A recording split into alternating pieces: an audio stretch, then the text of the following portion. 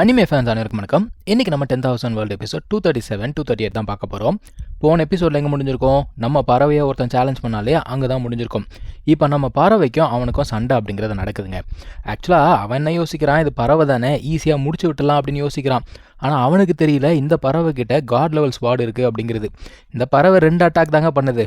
அந்த 2 அட்டாக்லேயே அவன் பார்த்தீங்கன்னா டிஃபீட் ஆகிட்டான். இவனுங்களால இதை சுத்தமாக ஏற்றுக்கவே முடியலங்க. ஒரு பறவை எப்படி டிஃபீட் பண்ண முடியும் அப்படிங்கிற மாதிரி யோசிக்கிறானுங்க.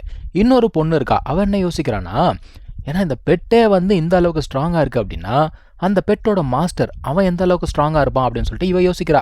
இப்போ இந்த பறவை கேட்குது, என்ன தம்பி இன்னும் தோத்து போய்ட்டுன்னு ஒத்துக்க மாட்டியா அப்படின்னு கேட்குது. அவனா சொல்கிறான், ஆமாம் நான் ஒத்துக்க மாட்டேன் அப்படிங்கிறான்.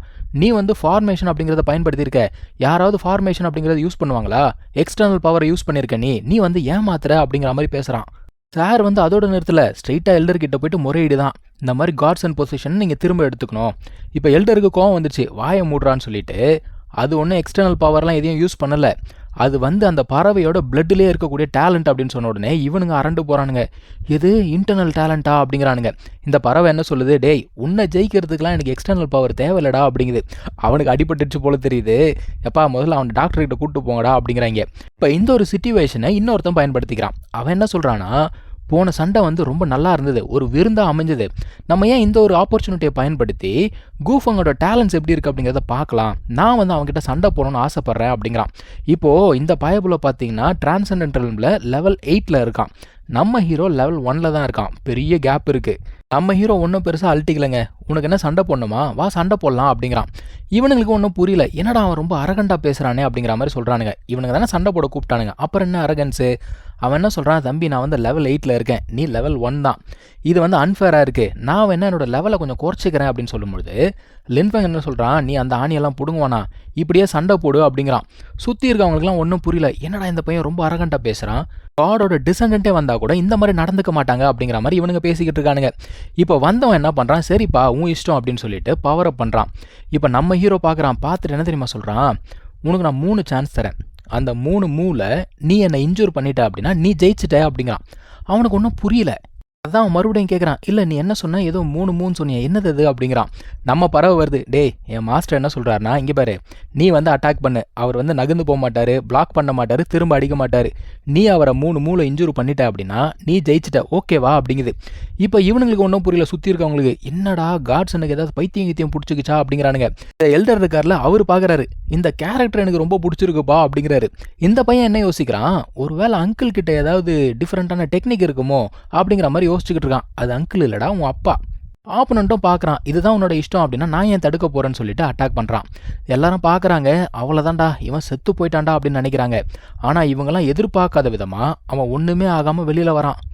ஆப்பனண்ட்டால் இதை சுத்தமாக ஏற்றுக்கவே முடியலங்க. அவன் என்ன சொல்கிறான்னா, அவனோட ஃபயர் இந்த டிவைன் வெப்பன்ஸ் இருக்குல்ல அதை கூட எரிச்சிருமா, இவன் எப்படி உயிரோட வெளியில் வந்தான் அப்படிங்கிற மாதிரி கேள்வி.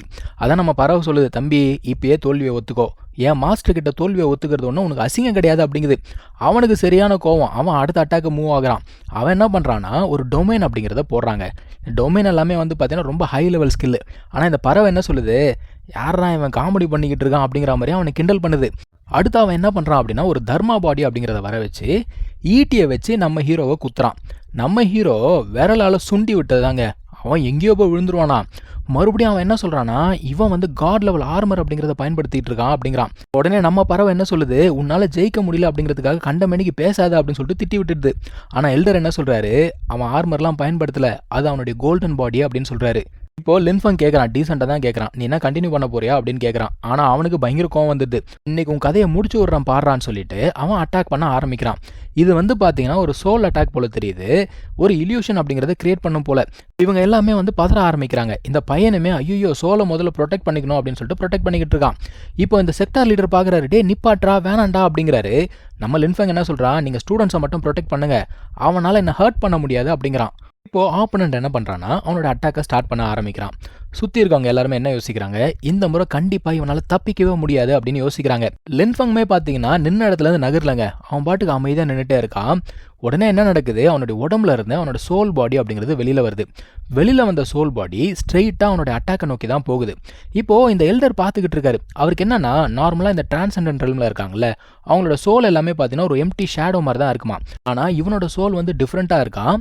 அதுக்குள்ளே இவங்க நினச்சி பார்க்க முடியாத அளவுக்கு பயங்கரமான ஒரு பவர் இருக்கான். ஸோ 2 பேருமே வந்து பார்த்தீங்கன்னா கெஸ் பண்ணிட்டாங்க, இவன் வந்து ஒரு சோல் ரிஃபைனர் அப்படிங்கிறத கெஸ் பண்ணிட்டாங்க. நம்ம ஹீரோ ஒன்றுமே பண்ணலங்க. அவனுடைய சோல் பவரை தாங்க முடியாமல் இந்த பக்கி பாய்புல டிஃபீட் ஆயிடுச்சு. ஆனாலுமே அவனால் தோல்வியை ஒத்துக்க முடியல. அவன் என்ன சொல்கிறா தெரியுமா, நீ வந்து எதிர்த்து சண்டை போட மாட்டேன்னு தானே சொன்னேன், எதுக்காக நீ வந்து சண்டை போட்ட அப்படின்னு கேட்குறான். ஸோ அக்ரிமெண்ட் படி நீ தோத்து போயிட்ட அப்படின்னு சொல்கிறான். ஆனால் எல்டர் என்ன சொல்கிறாரு, அவன் சண்டைலாம் போடல, அவனோட பாடி வந்து ஆட்டோமேட்டிக்காக அந்த டிஃபென்ஸ் மெக்கானிசம் அப்படிங்கிறத யூஸ் பண்ணிடுச்சு அப்படிங்கிறாரு. இவனுங்க பார்க்குறானுங்க, என்னது ஒரு நார்மல் டிஃபென்ஸே வந்து ஒருத்தனை டிஃபீட் பண்ணிடுச்சா, இவன் எந்த அளவுக்கு தான்டா ஸ்ட்ராங் அப்படிங்கிற மாதிரி யோசிக்கிறானுங்க. இருந்தாலும் இவன் ஏற்றுக்க மாட்டாங்க. நான் வந்து லெவல் 8, நீ லெவல் 1 தான், உன்னால் எப்படி டிஃபீட் பண்ண முடியும் அப்படிங்கிறான். லின்ஃபங்கு கோவம் வந்துடுச்சு. அவன் தண்டரை யூஸ் பண்ணி அடித்தான் பாருங்க அடி. அந்த ஸ்னேக்கெல்லாம் வந்து சுக்குநூறாக போயிடுச்சு. இதுக்கு மேலே எங்கே பேச்சு.